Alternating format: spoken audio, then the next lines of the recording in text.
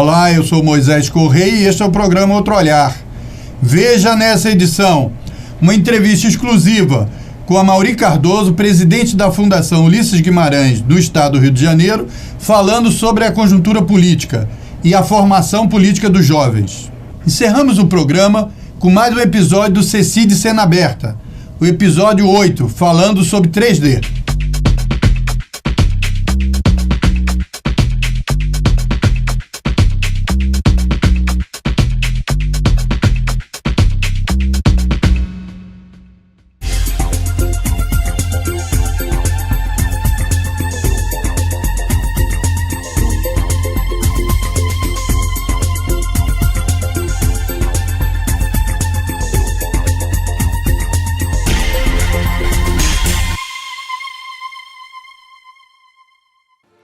Olá, eu sou Osmar Prado e estou aqui para falar sobre algo muito grave.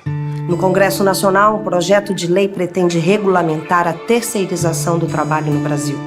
Imagine a escola dos seus filhos sem professores, hospitais sem médicos e enfermeiros, uma construtora sem operários.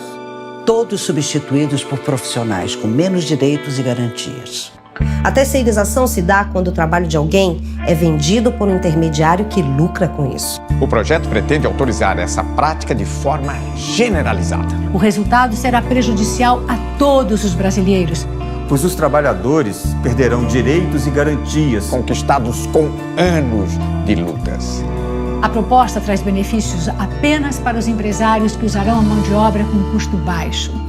Basta lembrar que os maiores índices de acidentes de trabalho que hoje ocorrem no Brasil atingem os trabalhadores terceirizados. Caso ocorra a aprovação desse projeto, teremos redução dos atuais salários e empresas sem empregados, pois todos serão terceirizados.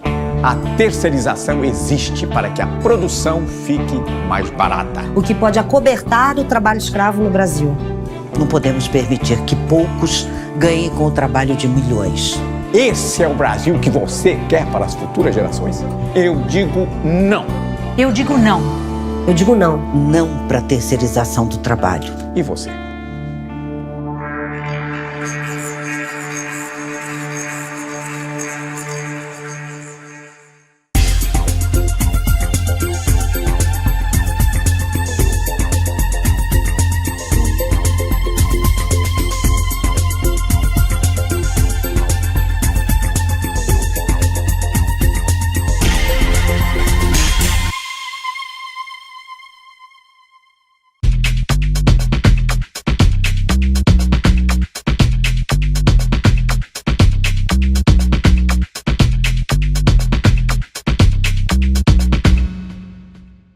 Outro Olhar recebe hoje, para um debate sobre a conjuntura política e um trabalho na Fundação Ulisses Guimarães do PMDB do Estado do Rio de Janeiro, o físico, engenheiro e estudante de ciências políticas, concluindo o curso, o Amaury Cardoso, que eu tenho o maior prazer em receber aqui.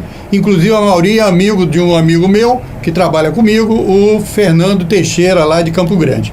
Amaury, o que a gente poderia dizer da conjuntura? Essa conjuntura está trazendo muitas questões novas e posições distintas dentro do próprio PMDB, dos partidos. Está um troço meio confuso. Tiveram as manifestações, né, de julho de 2013, agora novas manifestações no país. O que você poderia dizer desse trabalho que você realiza de debate com jovens, com os PMDBistas na Fundação e da sua visão sobre a conjuntura política? Moisés, eu quero te agradecer por esse espaço e te dizer que eu que milito e faço política desde a minha adolescência, eu nunca me deparei com a situação do quadro político de crise tão profunda como nós estamos vivenciando atualmente.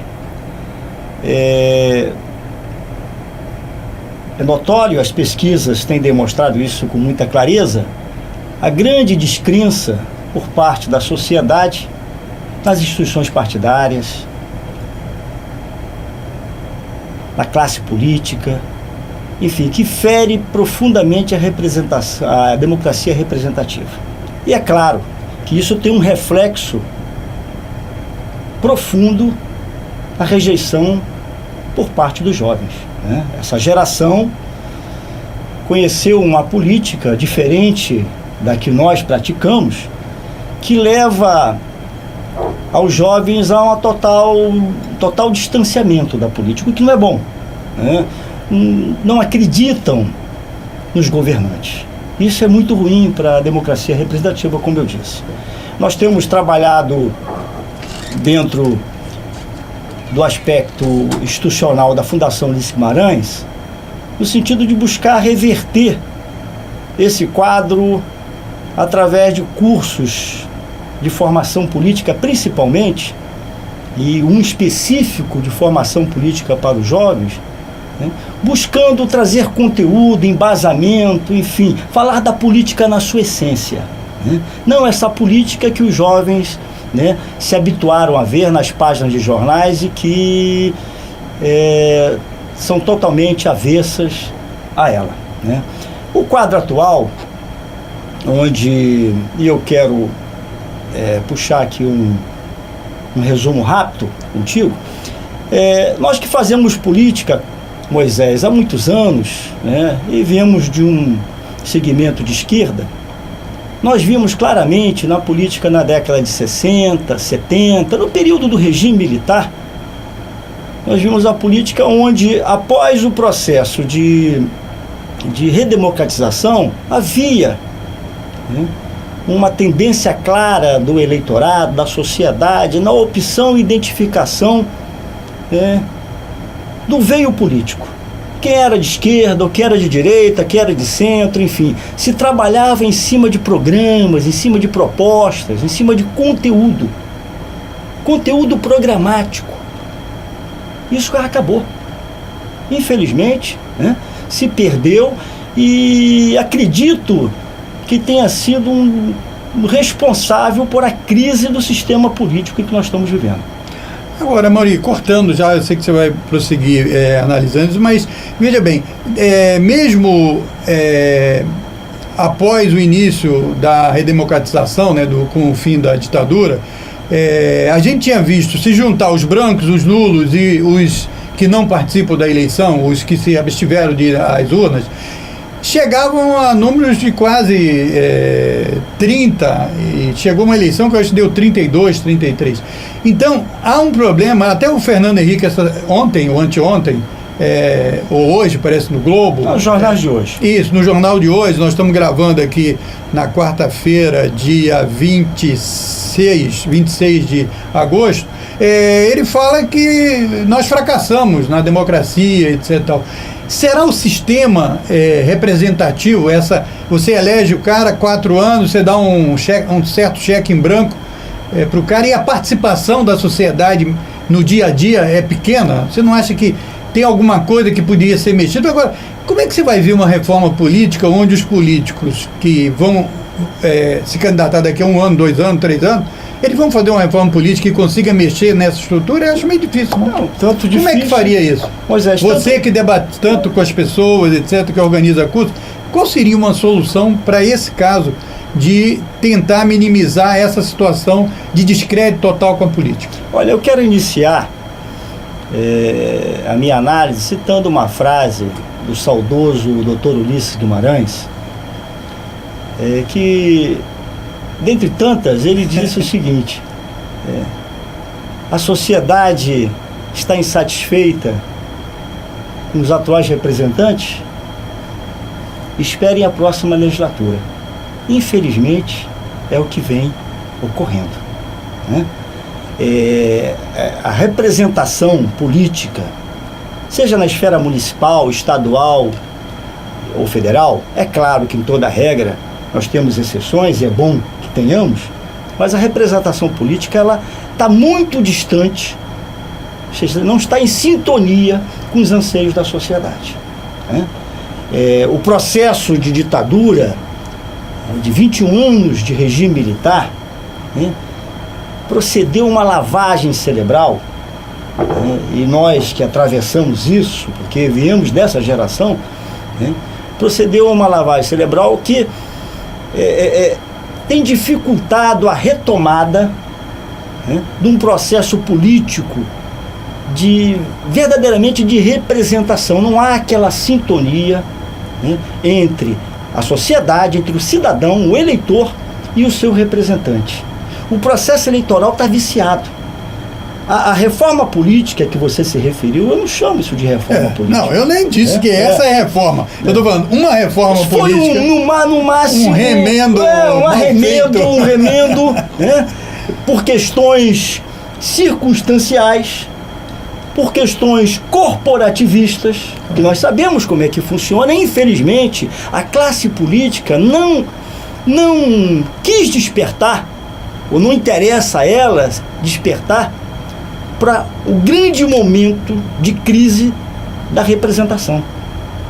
Porque seria aceitar, né, o que parece que o Fernando Henrique, pelo menos nesse discurso, parece que assumiu uma meia-culpa, certo?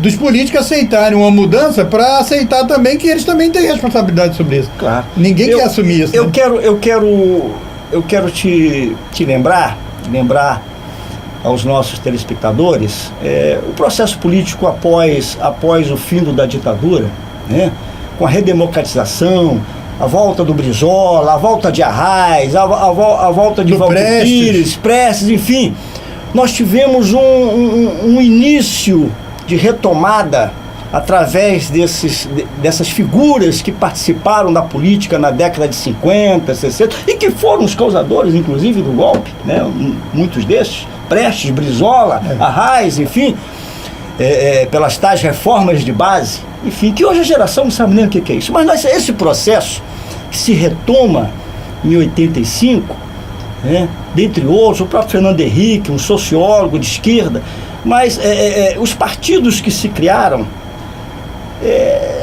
no meu entender, não aproveitaram o momento para retomar as bases, fazer uma política mais próxima da população, né? Alguns vícios foram levados e, naturalmente, com o passar dessas décadas, né, foram enraizados, e hoje nós temos instituições partidárias, como eu disse no início, totalmente distantes, né, da sociedade. Não modernizaram seus programas. Hoje nós estamos no século XXI. Né? As questões de discussão da origem do MDB, hoje PMDB, que é o mais antigo desse processo, né? Que está no seu estatuto, no seu programa, né? Não sofreu, através de congressos, né, processo de modernização. Eu quero citar aí o PT. Da mesma forma como citei Brizola, Prestes, Arraes, Waldir Pires, entre outros, o sindicalista Lula. A grande esperança, expectativa de uma corrente da população na figura de Luiz Inácio Lula da Silva. Um jovem retirante que veio com a sua mãe, né, numa situação bastante difícil, que conhece a realidade de uma região do nosso país extremamente pobre, que é o Nordeste, entra no seio sindical, né, passa a liderar um movimento sindical na época forte em São Paulo, na região do ABC, e cria o PT. Quero te lembrar, Moisés, que o PT foi criado com a proposta de ser diferente dos outros partidos, porque já havia naquela época, na sociedade brasileira, uma insatisfação com os partidos existentes. O PT vem com um discurso claro de que seria diferente dos outros partidos. E mais, defensor da moral e da ética, contra a corrupção. Isso foi o grande gancho, e que fez renovar a esperança na década de 80 e 90 e início da virada do século, de uma camada grande de brasileiros. O Lula disputou 4 eleições, né? Carregava o estigma de mudanças que seriam abruptas e que o sistema que domina esse país não aceitaria. Enfim, quando em 2002 ele, através da Carta aos Brasileiros, assume compromissos e fez um grande governo no primeiro governo dele. Um grande governo, sustentou o tripé né, econômico, sustentou as bases trazidas por Fernando Henrique Cardoso, né, e ampliou uma questão que era fundamental num país de desigualdades como o nosso, que foi a questão da ascensão social. Eu conheço isso. Mas, enfim, se perdeu, o partido se perdeu, né? E aí tem uma série de motivos, mas o partido se perdeu em cima de um prioritário que escolheu, que foi um projeto de poder. Um projeto de poder que foi construído, e aí não sou eu que digo, aí os fatos, as investigações, os fatos comprovados, julgados, está aí o processo do Mensalão, né, que levou lideranças do partido, né, a serem presas, e depois retomar essa questão quando se vê, para espanto, quando se vê que no decorrer do Mensalão, do julgamento do Mensalão, já estava em prática uma questão muito mais grave, muito mais profunda, que se deu na Petrobras, mas que já se sabe que isso se ramificou por outras empresas, que foi a questão trazida pela Operação Lava Jato, do Petrolão, chamado Petrolão. Isso causou, Moisés, uma perplexidade no povo, né? Porque qual é o mal que eu digo que? Porque os outros partidos, eu incluo o meu, inclusive o PMDB, né, que teve responsabilidades positivas no processo de redemocratização, mas que também alimentou, né, uma parcela do partido alimentou esse sistema, né? Mas eu quero dizer, o PT fez do mesmo, aprofundou do mesmo, ele não trouxe a corrupção. A corrupção ela vem do início da humanidade, mas institucionalizou em cima de um projeto. Por isso que eu quero dizer. Isso trouxe, só para fechar, isso trouxe um prejuízo muito grande à democracia. Por quê? Uma quebra na esperança do povo. O povo acreditava, né? Isso é muito ruim. E agora você veja como é que está a situação do PT, que era um partido que tinha, né, uma respeitabilidade, hoje tem menos de 2 dígitos na aceitação da sociedade. Então isso é grave, né? Não vou dizer que o PMDB, né, como eu disse, não tem a parcela. Tem, mas não foi criado e não disse o que disse o PT na sua origem. Veja bem, eu acho que foi bom você levantar essas questões, porque, por exemplo, sobre a questão do governo militar, você disse que Brizola, Reis, Julião, etc. tal, foram causadores do golpe. Eu não acho, quer dizer, causadores não. Eles foi utilizado eles como se eles tivessem sido responsáveis. Eles não foram responsáveis pelo golpe, certo? Porque quem quebrou a linha democrática do Estado de Direito, etc. tal, foram os militares, não foram. Querer reforma de base não é quebrar o regime democrático, certo? Então, eu acho que essa motivação de ter dado golpe foi uma controvérsia, aprofundou, tinha toda uma situação internacional também, né? Claro, que os Estados Unidos teve um papel com medo de acontecer no Brasil o que aconteceu em Cuba, etc. Nós sabemos que tinha a 5ª frota, ou a 4ª frota, sei lá, ou a 3ª frota aí, estava nas águas aí para invadir o país, etc. e tal. Agora, esses políticos daquela época, certo, quer dizer, tinham objetivos de aprofundar o que você está dizendo agora, da democracia, certo? Porque a democracia quanto necessidade básica, etc. tal, é uma visão mais intelectual do que uma visão do nosso povo. Você, que é um estudioso, sabe disso. O povo é o seguinte, se aquilo... Getúlio Vargas, né? O nego fala de Getúlio Vargas, que agora, há pouco tempo atrás, foi lembrada a morte dele, o suicídio, etc., dia 24 de agosto. Essa semana, né? Segunda-feira. Exatamente. As principais reformas trabalhistas que trouxeram ganhos enormes para os trabalhadores foram no período do chamado Estado Novo. Então, essa questão da democracia e do desenvolvimento social das pessoas, para o povo, você tem que saber exatamente levar a situação econômica para não chegar à conclusão de que adianta eu eleger. Eu acho que é isso que um pouco você levantou aí no seu debate. Correto. Eu diria, concordando com você, que essa desilusão com a política, ela tem a ver com todo esse processo que aconteceu da política, incluso o PT, porque o PT realmente na medida que aceitou os contratos, que aceitou tudo como estava, e acabou seguindo várias medidas tomadas pelos governos anteriores. Agora eu acho que agora tem um debate importante, o financiamento da eleição. Certo? Então, veja bem, o Gilmar Mendes está sentado em cima de uma posição que o Supremo já tem, que é de acabar com o financiamento das empresas, porque as empresas não têm voto. A empresa vota? Não vota. Quem vota é você, quem vota sou eu. Então, agora, os procuradores da Lava Jato fizeram 10 propostas sobre corrupção. E eu fiquei estarrecido, botei até no meu Facebook, que entre as 10 propostas não tem o fim do financiamento das empresas.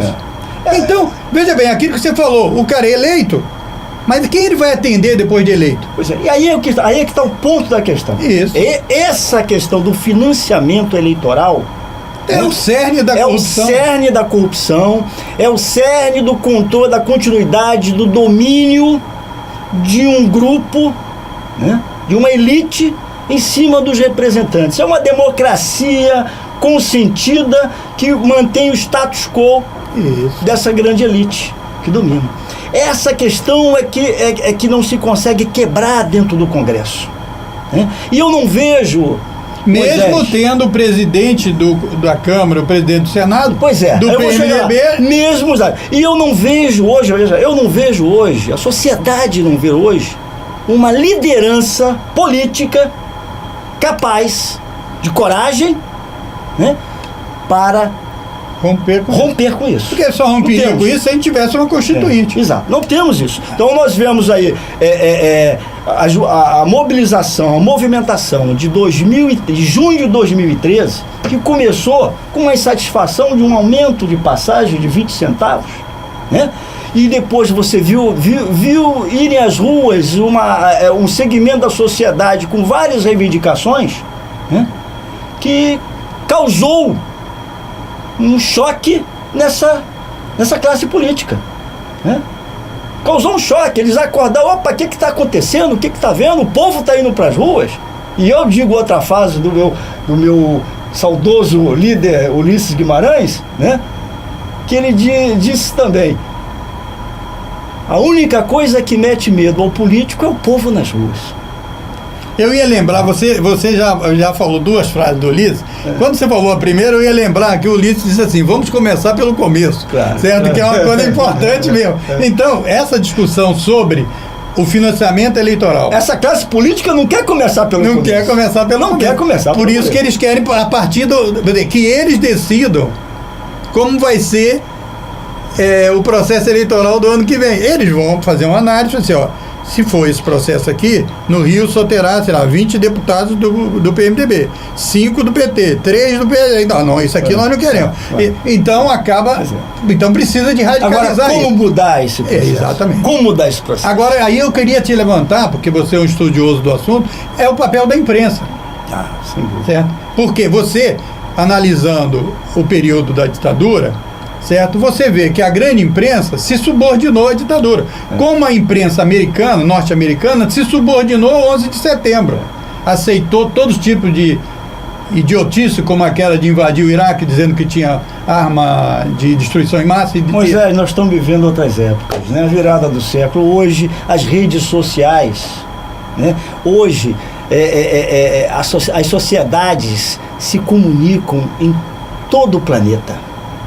Hoje o que acontece no Oriente chega full time no Ocidente e vice-versa. Então essa ligação, as redes sociais são os verdadeiros. Hoje são os partidos políticos, porque hoje a sociedade, o cidadão, ele coloca a sua opinião, e a própria imprensa, com essa evolução da tecnologia, com essa transparência da comunicação, sistema de comunicação, da informação, né? A própria imprensa não pode se desvincular muito da realidade, né? Pode sim ter colunistas que colocam suas posições em seus artigos, em suas colunas ideológicas e tal, enfim, mas isso é uma questão pontual de um determinado jornalista, mas que no bojo da informação, né, a classe que pensa, a classe média, né, que tem mais acesso à informação,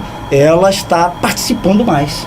Ela está interferindo. Você vê que essas movimentações, essas manifestações, elas estão se dando sem serem puxadas por lideranças.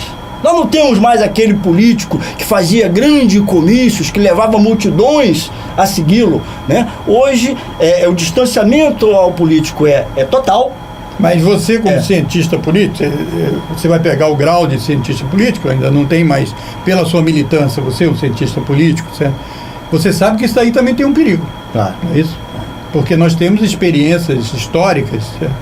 Que, vou dizer, aquelas manifestações maravilhosas da rua, de não sei quanto, se você dali não canaliza, certo, para uma estrutura de institucionalidade... Sim, claro. Porque isso já disse o Herbert Viana, né, que é poeta dos Paralamas, é o seguinte: no caos, certo, não há cidadania.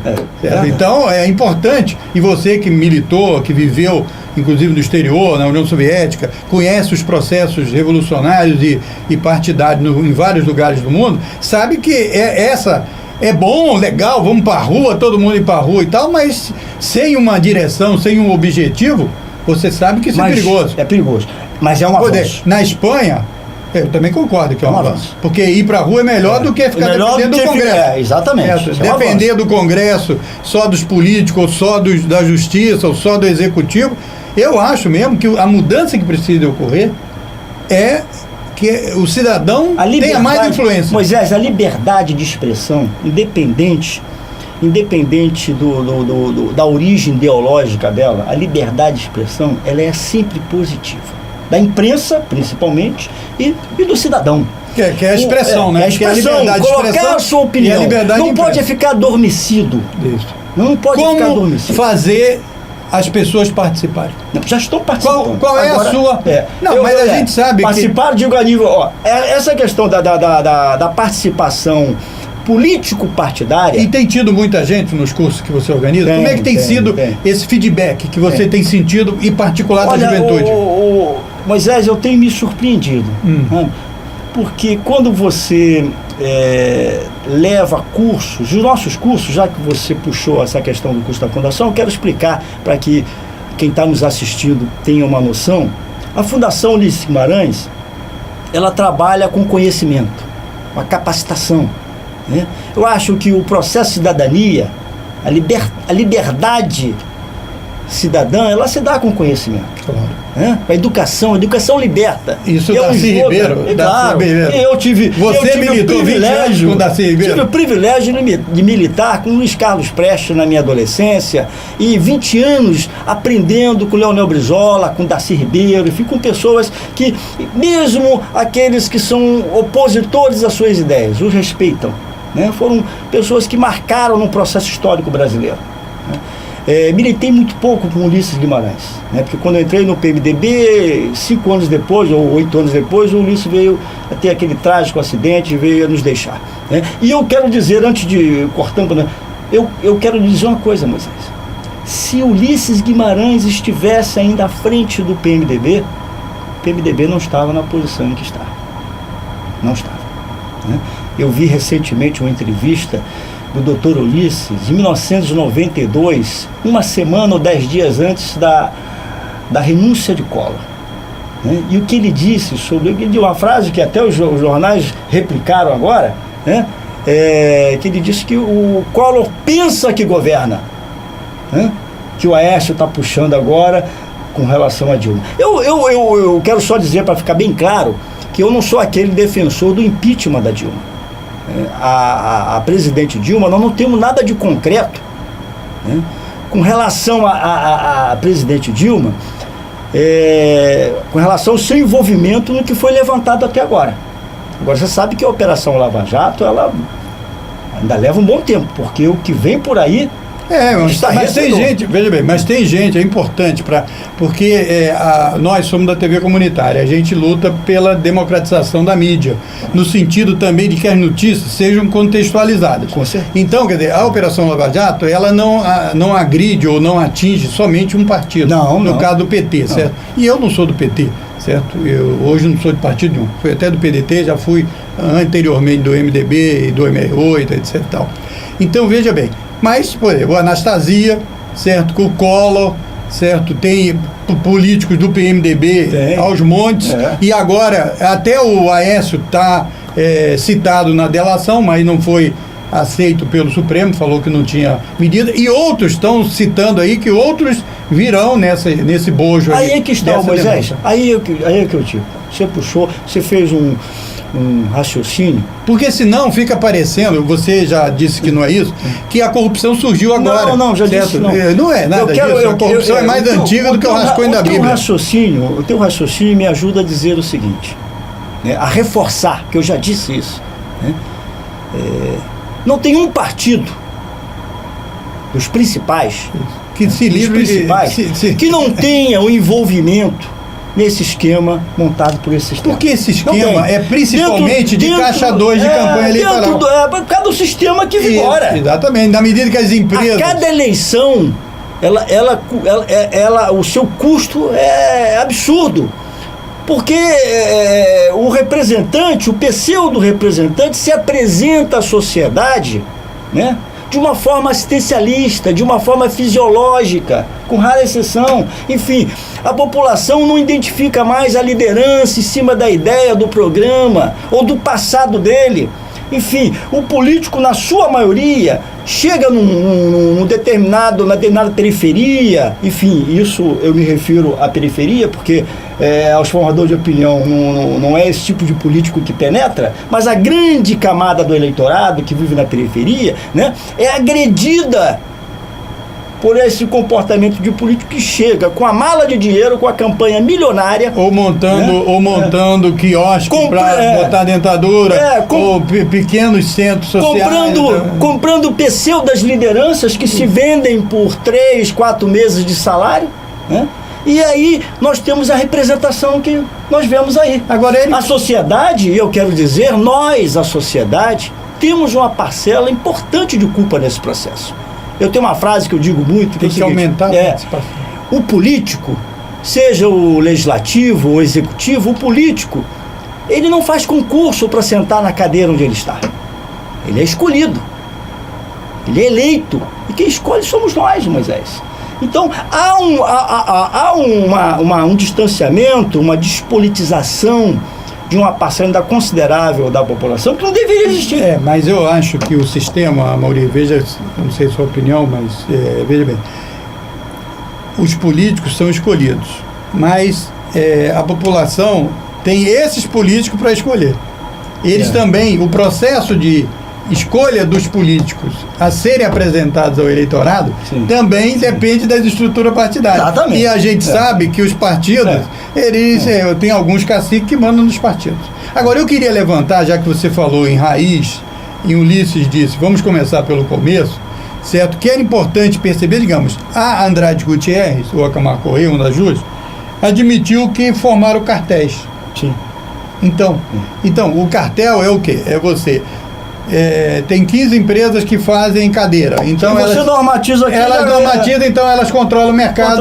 E aí você não tem aonde buscar. Só pode buscar ali. Só pode buscar ali. Porque você busca ali, elas estão todas articuladas e tal. Então, a concentração também do debate somente na classe política, certo? É também uma maneira de... Mas a mudança vem da classe política. Eu sei, mas veja, mas é importante perceber que, veja bem, esse cartel existe porque a classe política permite. O cartel existe para que as empresas não tenham que fazer disputas, certo? Que disputa, faz tudo e tal e não consegue ganhar. Então elas fazem o seguinte, se tem 5 bilhões para a obra, vamos aqui acertar entre nós. Você é maior, você fica com a fatia menor. Eu sou um pouco a segunda.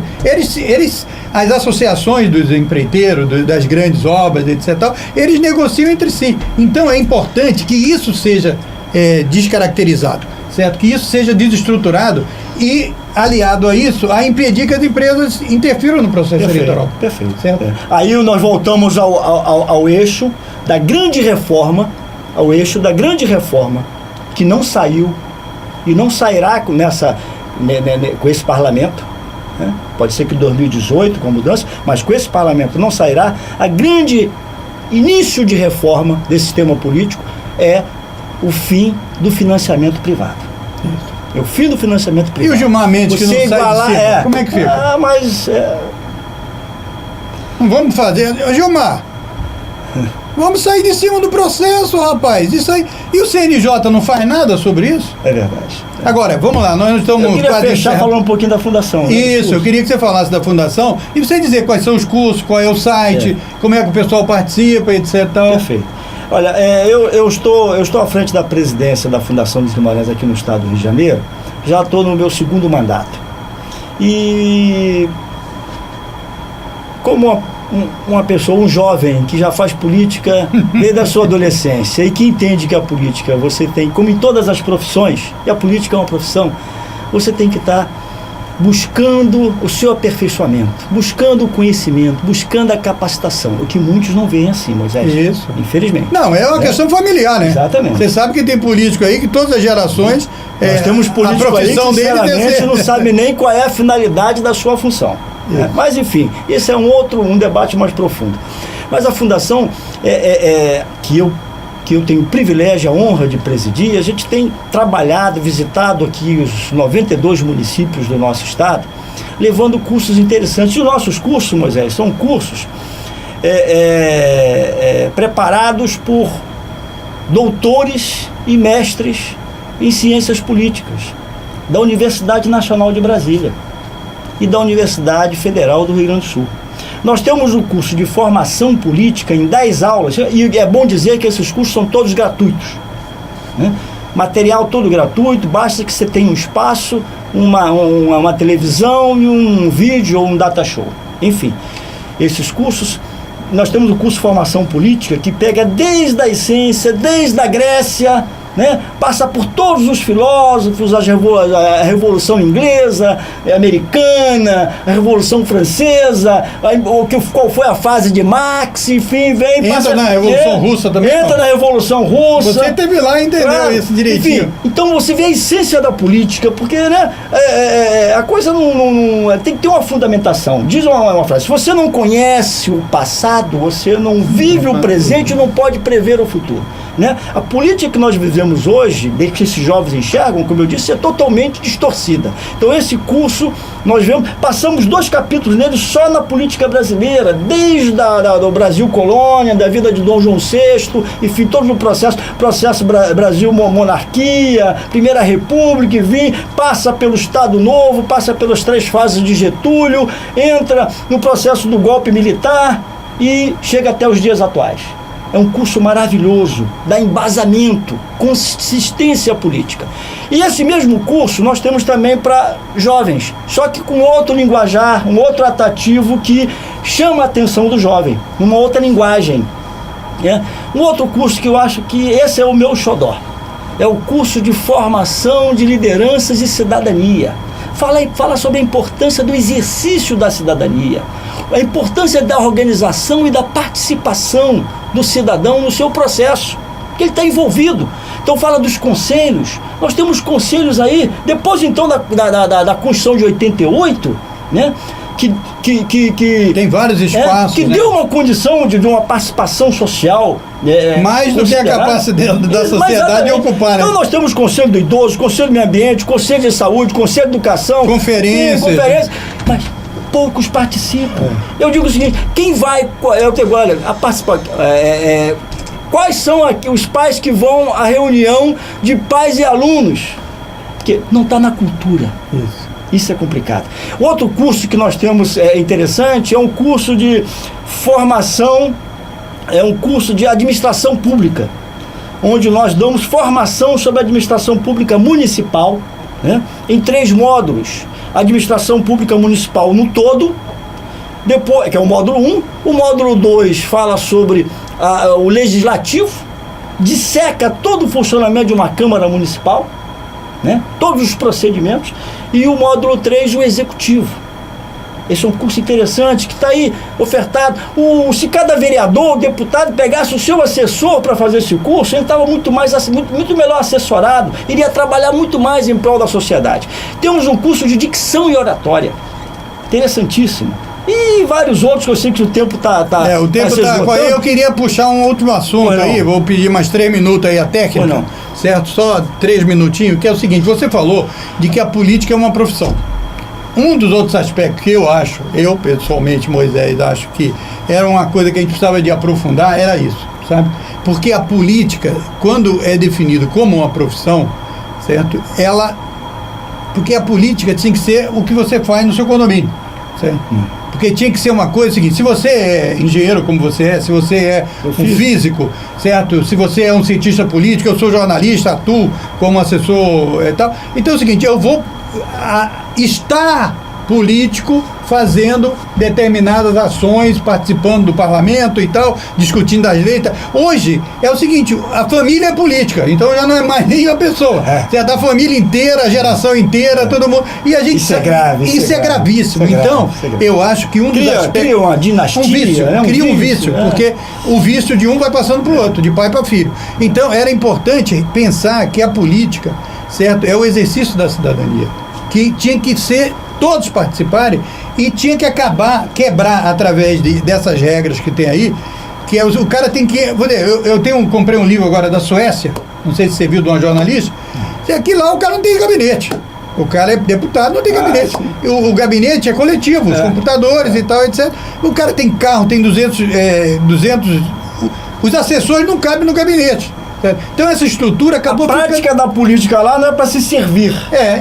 Você não tem aquelas regalias. Esse nome funcionário público, inclusive, foi mudado, porque é servidor público. Você tem que servir a população.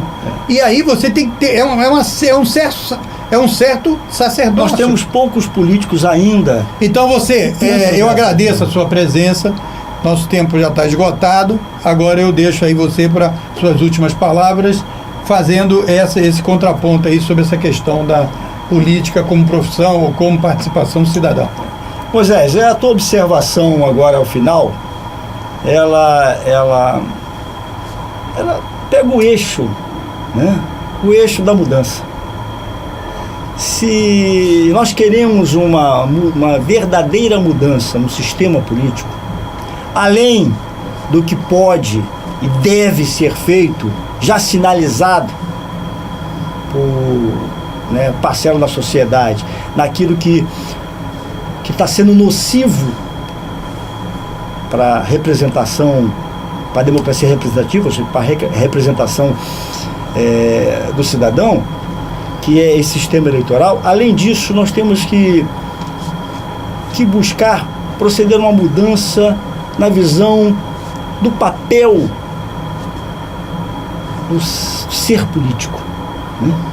Enfim, qual é o ser político que essa sociedade quer ter como balizadora para direcionar os avanços de uma sociedade que atravessa mudanças constantes e profundas, que é do século XXI. E esse político que nós temos hoje, né? Esse político não temos atualmente. Esse político moderno, esse político desprendido do paternalismo, desprendido do patrimonialismo, desprendido do fisiologismo, do jogo de interesse, né? Eu não estou aqui fazendo utopia, não. Isso aí pode parecer, mas ele é utópico, não. Isso aqui, você citou lá, não sei se foi em qual país? Suécia. Na Suécia, né? O político que vai ali para poder defender posições da sociedade, né? E que não dispõe de privilégios. Claro. Né? Ele está ali como servidor, você usou o termo correto. É isso que se quer, né? Se nós estamos, a sociedade brasileira, né, se está à altura disso, eu penso que não, nós temos ainda que avançar bastante. Queria agradecer a sua presença. O Outro Olhar vai para um pequeno intervalo, voltamos já.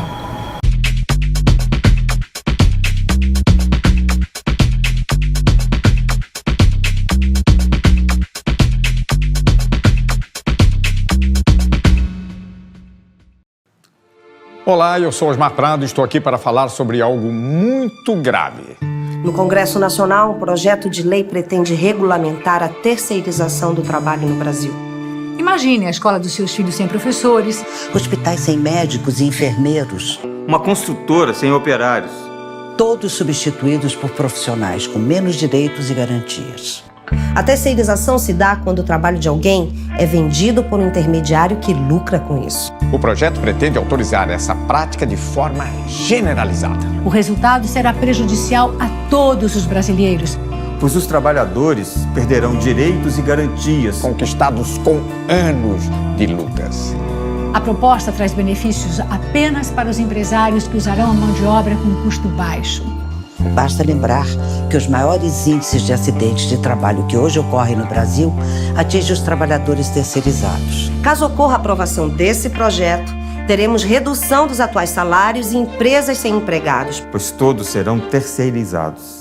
A terceirização existe para que a produção fique mais barata. O que pode acobertar o trabalho escravo no Brasil. Não podemos permitir que poucos ganhem com o trabalho de milhões. Esse é o Brasil que você quer para as futuras gerações? Eu digo não. Eu digo não. Eu digo não. Não para a terceirização do trabalho. E você?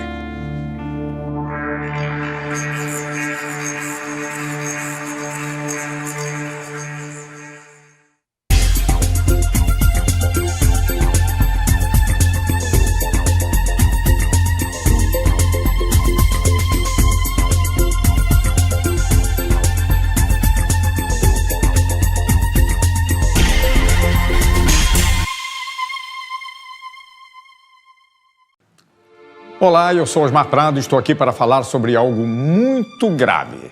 No Congresso Nacional, um projeto de lei pretende regulamentar a terceirização do trabalho no Brasil.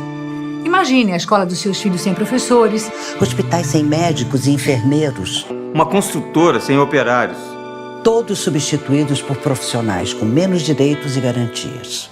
A terceirização se dá quando o trabalho de alguém é vendido por um intermediário que lucra com isso. O projeto pretende autorizar essa prática de forma generalizada. o resultado será prejudicial a todos os brasileiros. Pois os trabalhadores perderão direitos e garantias. Conquistados com anos de lutas. A proposta traz benefícios apenas para os empresários que usarão a mão de obra com custo baixo. Basta lembrar que os maiores índices de acidentes de trabalho que hoje ocorrem no Brasil atingem os trabalhadores terceirizados. Caso ocorra a aprovação desse projeto, teremos redução dos atuais salários e empresas sem empregados. Pois todos serão terceirizados. A terceirização existe para que a produção fique mais barata. O que pode acobertar o trabalho escravo no Brasil. Não podemos permitir que poucos ganhem com o trabalho de milhões. Esse é o Brasil que você quer para as futuras gerações? Eu digo não. Eu digo não. Eu digo não. Não para a terceirização do trabalho. E você?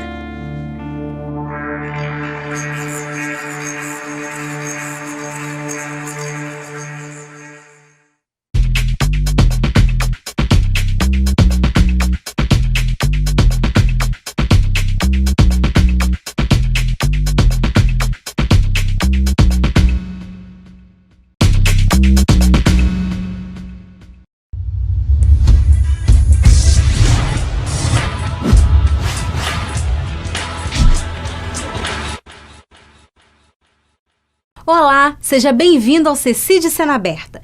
Imagens em 3D sempre dão um charme especial a qualquer produção.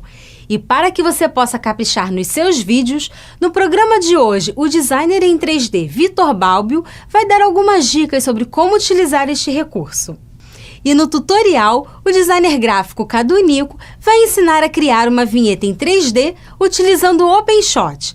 Aproveite as dicas e explore todo o potencial do seu vídeo. O CC de Cena Aberta está no ar.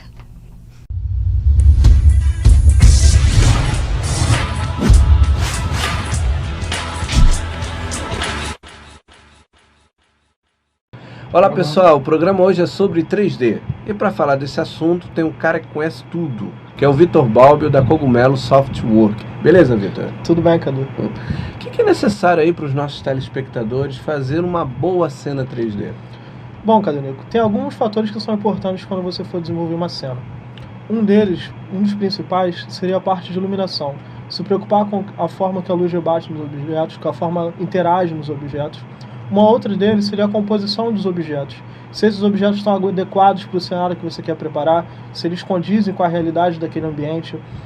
A parte de texturização também é importante, você se preocupar se um objeto tem uma textura de madeira ou um objeto tem uma textura de metal, em locais que fazem sentido que essas texturas estejam. Então, na verdade, quando você monta uma cena em 3D, é um conjunto de objetos, um conjunto de fatores que vai determinar se essa cena vai ficar com uma boa qualidade ou não. Entendi. E numa vinheta, uma simples vinheta, que é o caso aqui do programa, onde as pessoas vão aprender a fazer. Tem alguma dica, alguma coisa? Bom, um dos fatores principais quando você desenvolve uma vinheta é você ter atenção em relação à marca. Porque quando você trabalha com a vinheta, você está trabalhando com a marca da empresa e da forma com que essa marca vai se interagir com o cliente final. Então é importante você entender sobre o que é a empresa, o que ela se presta a fazer e a imagem que ela quer passar para o cliente. Porque é através da vinheta que você vai criar essa conexão entre a empresa e o cliente final. Então, se vocês gostaram do Vitor Balbi, aí vai mais uma dica: animação para jogos com Blender, do Alan Brito, onde ele foi citado aqui na página 20. Ele fala do projeto dele, o projeto Ruínas, que é um cenário interativo, certo? No próximo bloco, vem um tutorial onde vocês vão aprender a interface do Blender e uma modelagem. Até lá!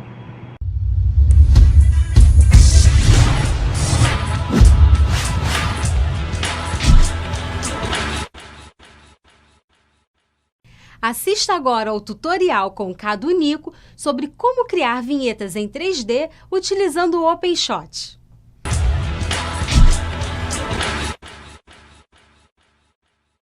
Bom, até agora nós trabalhamos com vinhetas em 2D, scroll em 2D, mas o OpenShot ele tem recursos também de fazer vinhetas em 3D.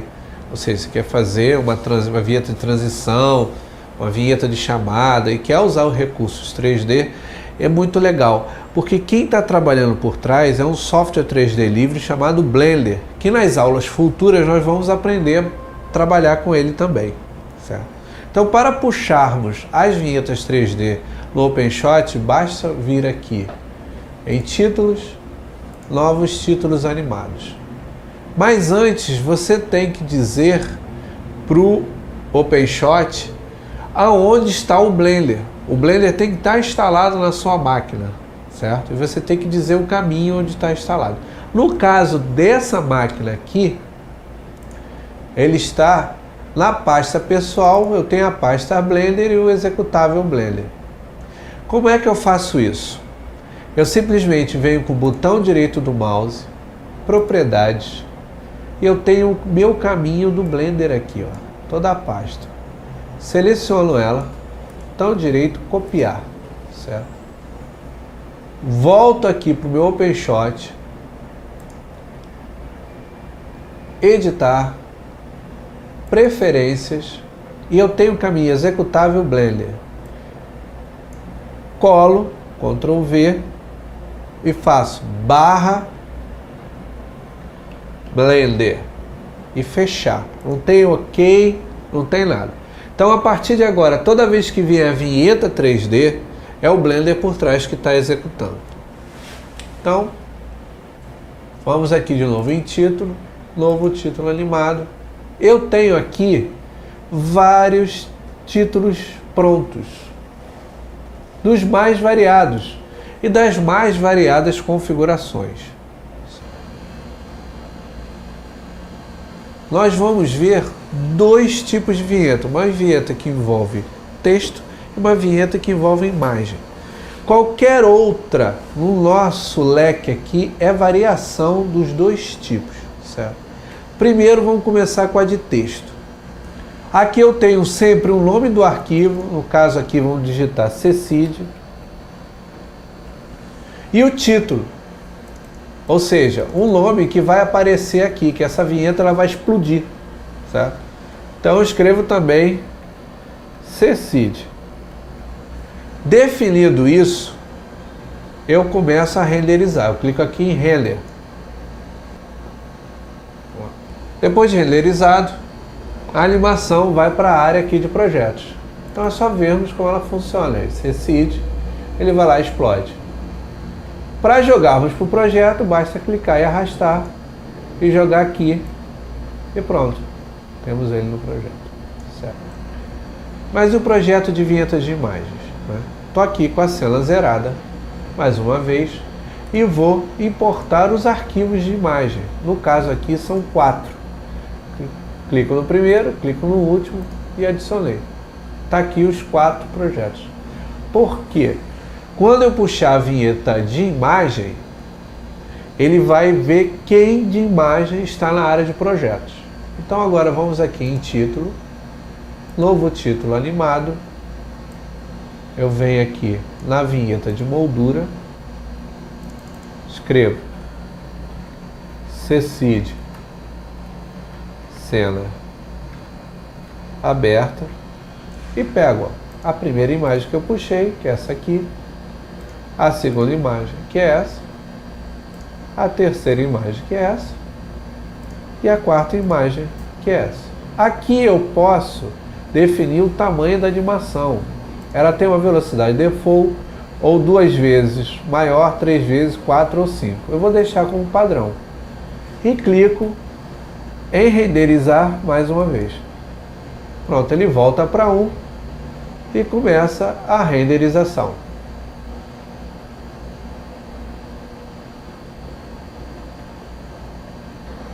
Finalizada a renderização, né, a área de projetos fica com as fotos e no final a vinhetinha já renderizada direitinho. Mais uma vez, é só segurar o clique e arrastar aqui para a timeline e apertar play, coisa rola. Tá aqui a vinheta bonita.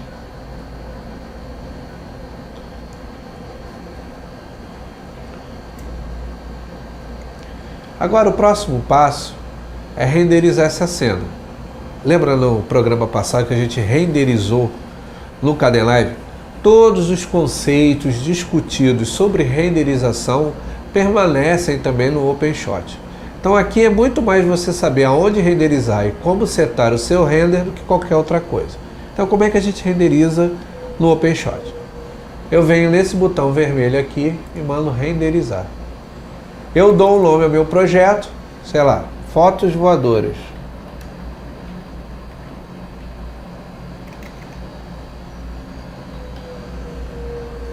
Aqui eu tenho vários perfis, como eu tenho no Kdenlive, eu coloco logo todos para a gente dar uma olhada.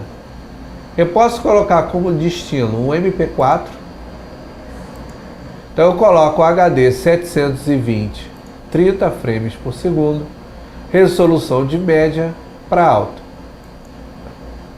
Aqui eu defino a pasta onde eu vou exportar. Lembra como a gente fez no Kdenlive? Eu venho aqui em outras, vou na área de trabalho, projeto, render e mando abrir. Aí que o nome já está, fotos voadoras, e mando exportar o vídeo. Mas agora, uma vez renderizado, nós vamos lá na pasta, área de trabalho, projetos, render, fotos voadoras, abrir com VLC. Está aqui as fotos renderizadas direitinho.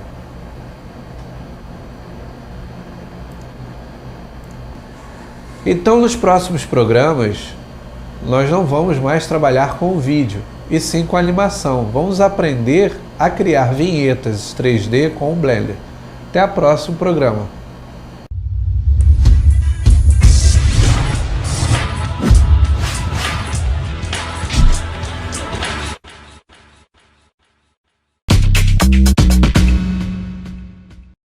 O Trolhar vai ficando por aqui. Até a próxima edição. Tchau.